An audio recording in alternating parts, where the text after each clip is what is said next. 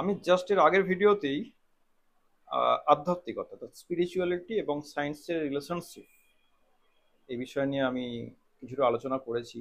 এবং এই সায়েন্স অর্থাৎ বিজ্ঞানকে ধার্মিক মোড়ে যখন সেটিকে প্রদর্শন করা হয় বা সেটিকে ব্যবহারিক প্রয়োগ করা হয়, তখন সেটিকে বলা হয় আধ্যাত্মিকতা বা স্পিরিচুয়ালিটি।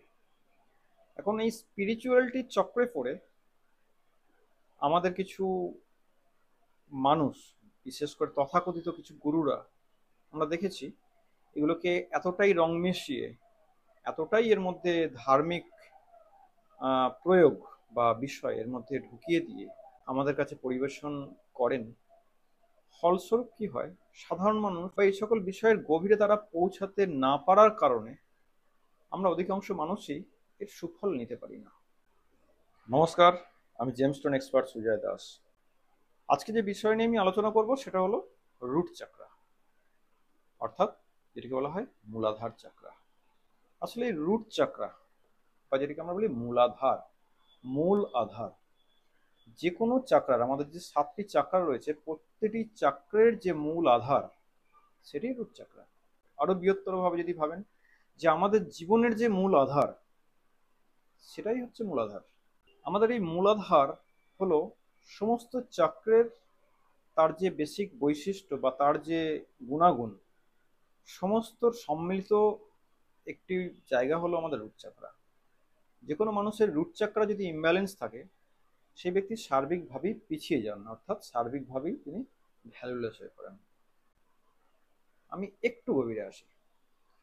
আসলে রুট চাকরা হলো আমাদের যে বেসিক ইনস্টিংক্ট, অর্থাৎ আমাদের যে প্রাকৃতিক যে সকল বৈশিষ্ট্য, আমরা যে পৃথিবীর যে প্রাণী বা জীব, আমরা জন্মগ্রহণের পরেই আমরা স্বতঃস্ফূর্তভাবে কিছু কাজকর্ম বা কিছু বৈশিষ্ট্যের আমরা অধিকারী হয়ে পড়ি, যেগুলো আমাদেরকে কেউ শেখায় না। যেমন ধরুন, একটি বাচ্চা যখন জন্মগ্রহণ করে, সেটি মানুষের বাচ্চাই হোক বা কোনো জীবজন্তুর বাচ্চা, জন্মের পরই দেখবেন তার প্রয়োজন হয় মাতৃদুগ্ধের। বা সরীসৃপ বা এই সকল প্রাণীদের আবার ভিন্ন ভিন্ন তাদের কিছু প্রবৃত্তি বা বৈশিষ্ট্য থাকে। তো এই যে বেসিক বৈশিষ্ট্য বা ইনস্টিংক্ট, এগুলো প্রতিটি জীবের মধ্যেই বর্তমান। যে ব্যক্তি যতটাই বেসিক ইনস্টিংক্টকে নিয়ে চলতে পারেন, তার বাস্তুবিজ্ঞান ততটা প্রবল।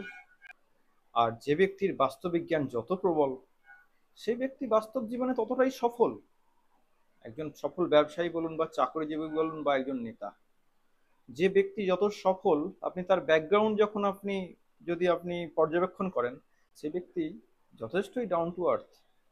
আরেকটু বিষয়ে একটু গভীরে আসার চেষ্টা করি, হয়তো বিষয়টা খুব একটা শ্রুতিমধুর নাও লাগতে পারে। সেটি হলো, এই যে আমাদের ইনস্টিংক্ট, আমাদের বৈশিষ্ট্য, এগুলো কিন্তু প্রত্যেকটা জীবজন্তুর মধ্যেই বিদ্যমান। আমরা যত উন্নত হই, যত নিজেদেরকে উন্নত প্রজাতির ভাবি, আমাদের তখন কি হয়, এই যে রুট চক্র বাদ দিয়ে রুট চক্র পরবর্তী যে চাকরাগুলো ক্রমশ আমাদের ব্যালেন্সিং ততটা উন্নত দিকে আমাদের এগিয়ে যায়। আমাদের অনেকের দেখবেন এই যে রুট চাকরা তাদের অ্যাক্টিভ, কিন্তু অন্যান্য যে চাকরাগুলো, এই সকল চাকরাগুলো সেইভাবে তাদের প্রপার যদি ব্যালেন্সিং না হয়ে থাকে। এমনও ব্যক্তির উদাহরণ রয়েছে, তারা জীবনে প্রচুর অর্থ রোজগার করেছে, অর্থাৎ যেহেতু তারা গ্রাউন্ডিং, কিন্তু বাকিগুলো ডেভেলপ না হওয়ার ফলে তাদের মনুষ্যত্বের বিকাশ সেইভাবে না হলেও তারা কিন্তু কিভাবে পার্থিব জোগাড়টা করতে হয় সেই বিষয়ে তারা কিন্তু পটু। আমাদের দেখা অনেক সফল ব্যবসায়ী, তারা দেখবেন প্রচুর অর্থ রোজগার করে, সারা দিন রাত তারা অর্থের মধ্যে নিজেদেরকে নিমজ্জিত করে রাখেন।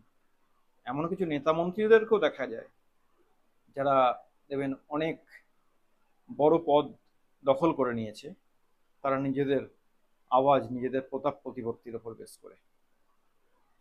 কিন্তু তাদের মধ্যে যদি বাকি চাকরাগুলো প্রপারলি ইমব্যালেন্স থাকে, সেক্ষেত্রে তারা কিন্তু সঠিক মনুষ্যত্বে তারা পৌঁছাতে পারে না। এমন উদাহরণ অনেক রয়েছে, দেখবেন বিভিন্ন রকম সাধু সন্তদেরও সাকরাল চাকরা ইমব্যালেন্সের কারণে তারা বিভিন্ন রকম আহ, ভুল কাজ, অর্থাৎ যৌন হেনস্থার টাইপ কিছু কাজকর্ম করে ফেলেছেন। তো আসলে আমাদের প্রতিটি চাকরেই আমাদের ব্যালেন্স দরকার হয়। এখন এই রুট চাকরা যেহেতু আমাদের বেসিক চাকরা, এই চক্র অবশ্যই আমাদের সবার প্রথম ঠিক থাকা দরকার, ব্যালেন্স থাকা দরকার। এই চক্র যদি আমাদের ব্যালেন্স না থাকে, তাহলে আমাদের জীবনের সাধারণ গতি প্রকৃতি, আমাদের এগিয়ে যাওয়ার যে মানসিকতা, প্রবণতা, আমাদের সাধারণ বোধ বুদ্ধি, এগুলো আমাদের অনেক ঘাটতি তৈরি হয়, যার ফলে সফলতার প্রথম ধাপটাই আমাদের আটকে যায়। এই রুট চক্রে আমাদের ইমব্যালেন্স আমরা কি করে বুঝবো? এটা বোঝা খুব সহজই উপায়। এই সকল বোঝার বিষয়ে আবার কিছুদিন আগে আমি একটি ভিডিও দেখছিলাম, সেখানে নাকি এক্সরে গ্রাফিক প্লেটের মাধ্যমে আমাদের চাকরের নাকি এক্সরে নিয়ে কালার দেখে তারা নির্বাচন করে দিচ্ছেন অমুকে অমুক চাকরা ইমব্যালেন্স। এখন মানুষের ইমোশনসকে কিভাবে ফটোগ্রাফির মাধ্যমে আনা যায়, আমি তো সেটি আমার বোধগম্যতার বাইরে। যাই হোক, আমি এ সকল তর্কে আসবো না। বিষয়টা হলো যে আমাদের যে রুট চাকরা দুর্বল হলে যে কোনো ব্যক্তির সবার প্রথম যে বিষয়টি খেয়াল করবেন সেটি হচ্ছে তার পারিবারিক সুসম্পর্ক খুব একটা ভালোর দিকে থাকে না। অর্থাৎ আপনার পারিবারিক অন্যান্য সদস্যদের সাথে খুব ভালো রকম সম্পর্ক মেনটেন করা একটু অসুবিধাজনক হয়ে পড়ে। সেক্ষেত্রেই আপনি বুঝতে পারবেন যে আপনার রুট চাকরা ইমব্যালেন্সিং আছে। যখন দেখবেন আমাদের কনফিডেন্স লেভেল অত্যন্ত নেমে যায়, বিশেষ করে যেমন আমাদের মা মাসিদের ক্ষেত্রে আমরা দেখে থাকি, ধরুন সন্তান রাত্রি 10টায় বাড়ি ফেরার কথা, কোনো কারণে রাত্রি 10টা পেরিয়ে গেছে, সেই মা এতটাই ব্যাকুল হয়ে পড়েন যে উনি আর নিজেকে স্থির রাখতে পারেন না, সন্তান কেন ফিরল না। তো এই জাতীয় অনিশ্চয়তা, আনএক্সপেক্টেড ফিয়ার, অপ্রত্যাশিত ভয়, এই সকল যদি আপনার মধ্যে অতিরিক্ত পরিমাণে আসে, ধরে নিতে হবে আপনার রূপ চাকরা খারাপ। এছাড়া আরো অনেক বিষয় রয়েছে, যেমন আমাদের কিছু শারীরিক ব্যাধি যেগুলোকে আমরা বলি, সেগুলো যদি আপনার মধ্যে যথার্থ, সেগুলো থেকেও আমাদের রুট চাকরি ইমব্যালেন্সিং বোঝা যায়। যেমন কোনো ব্যক্তির সুগার বা কোলেস্টেরল বা কনস্টিপেশন, এই জাতীয় যদি রোগ দেখা যায়, বা আপনার হাঁটু বা পায়ের যে কোনো ব্যথা জাতীয় সমস্যা, বাত বা হাঁটু বা পায়ের বাত জাতীয় সমস্যা বা দীর্ঘদিনের ব্যথা, তাহলেই আপনি নিশ্চিত হয়ে যাবেন যে আপনার রুট চাকরি ইমব্যালেন্স। আরো নানাবিধ কারণ থেকে আমাদের রুট চাকরা ইমব্যালেন্সিং খুব সহজেই বোঝা যায়। এখন রুট চাকরা ইমব্যালেন্স থাকার অর্থ হলো, আগেই বললাম, আমাদের স্বাভাবিক অর্থ থেকে আমাদেরকে কিছুটা পিছিয়ে আসা। আপনার রুট চাকরাকে আপনি ব্যালেন্স করবেন বা ক্লিনজিং করবেন কিভাবে, ঠিক করবেন কিভাবে? দেখুন, আমাদের কিছু তথাকথিত আধ্যাত্মিক গুরুরা এই রুট চক্র ব্যালেন্সিং এর নামে আমাদেরকে যে সকল কঠিন কঠিন ধ্যান বা যোগ বা এই জাতীয় বিভিন্ন গুরুকুলে গিয়ে ঘন্টার পর ঘন্টা আমাদেরকে যোগে ব্যস্ত করে দেন বা করতে আমাদেরকে পরামর্শ দেন, পরিণাম স্বরূপ কি হয় জানেন তো? আমার অভিজ্ঞতা থেকে বলছি, আমার দেখা যে সকল ভাই বোনেদের আমি দেখি, তারা তাদের জীবনের, তাদের দিনের মূল্যবান সময়টাই, অধিকাংশ সময়টাই তারা এই সকল ধ্যান, তারা ওই গুরুকুলে গিয়ে সেখানে সময় অপচয় তারা করে ফেলেন। অন্তত সারাদিনের 2-3 ঘন্টা, 4-5 ঘন্টা তারা অপচয় করে থাকেন। দিনের শেষে যে ফলটা আসে, তারা এই সকল নিয়ে চর্চায় তারা এতটাই ব্যস্ত, তো বাস্তব জীবনে আমাদের যে সকল কর্ম থেকে তারা অনেকটাই পিছিয়ে যায়। আমি কখনোই বলবো না যে আপনারা মেডিটেশন বা যোগাসন এই সকল করবেন না। আসলে একটা নির্দিষ্ট সময়ের জন্য করুন, অত্যন্ত অল্প সময়ের জন্য করুন, এ পর্যন্ত ঠিক আছে। আপনি আপনার কর্মের মধ্যে বেশি ফোকাস করুন। এই যে মেডিটেশনের পেছনে আপনি যে সময়টা অপচয় করছেন, তার পেছনে আপনি আপনার কর্মের মধ্যে মেডিটেশন করুন। আপনি যদি স্টুডেন্ট হয়ে থাকেন, তাহলে আপনার পড়াশোনার দিকে আপনি ফোকাস করুন সেই সময়টা। এতেই দেখবেন আপনার মেডিটেশন অনেক বেশি আপনার কাজ করছে।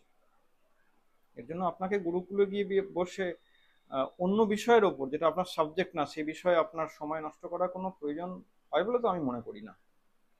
তো যাই হোক, আমি এই সকল বিষয় নিয়ে বেশি বললে অনেকে আবার আমার ওপর বিরক্ত হবেন। রুট চক্র ব্যালেন্সিং এর খুব সহজ সরল উপায় হলো, আপনি গ্রাউন্ডিং হয়ে যান, মাটির সাথে আপনি সংস্পর্শে আসুন, খালি পায়ে মাটিতে হাঁটাচলা করুন, মানুষের সাথে মেলামেশা করুন, রাস্তাঘাটে বিভিন্ন বাজারে বেরোনো শুরু করুন। বিভিন্ন জীব জন্তু পশু পাখিদের সাথে আপনি বিভিন্ন রকম সুসম্পর্ক তৈরির চেষ্টা করেন। রুট চক্রকে ভালো করার খুব ভালো উপায় হলো আপনি খাওয়া দাওয়ার দিকে আপনি ধ্যান দিন।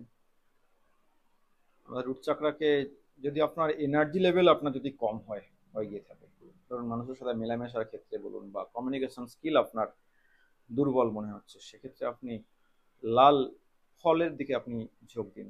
যেমন লাল বেদানা বলুন, বিট বা গাজর এই জাতীয় খাওয়া অভ্যাস করুন বেশি পরিমাণে। রত্নের বিষয় তো রয়েছে, লাল রঙের রত্ন যেমন লাল ruby, red spinel, red garnet, pyrope garnet যেটাকে বলা হয়, রেড টার্মোলাইন আপনি ব্যবহার করতে পারেন। এ সকল প্রচুর রেড কালারের রত্ন রয়েছে, বা রেড স্টার রুবি আপনার খুব কার্যকরী। এ সকল বিভিন্ন রত্ন রয়েছে যেগুলো আপনার রুট চাকরা ডেভেলপমেন্টে আপনাকে সহযোগিতা করবে। আরেকটি বিষয় বললাম যেটা হচ্ছে যে আনরেস্ট্রিক্টেড ফিয়ার, এসবের ক্ষেত্রে আপনি গ্রে বা কালচে কালারের আপনি জেমস্টোন ব্যবহার করতে পারেন, সেক্ষেত্রে খুবই খুবই উপকারী আপনি ফল পাবেন। আরেকটি খুবই গুরুত্বপূর্ণ বিষয় যেটা রুট চক্রকে ভালো করার জন্য সেটি খুবই প্রয়োজন, সেটি হলো আর্লি রাইজিং।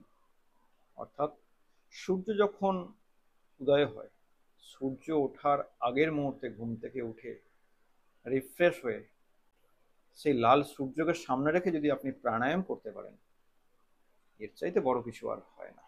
যাই হোক, আমি আর বেশি ভিডিও টানবো না, তো এখনকার মতন আপাতত এখানেই। নমস্কার।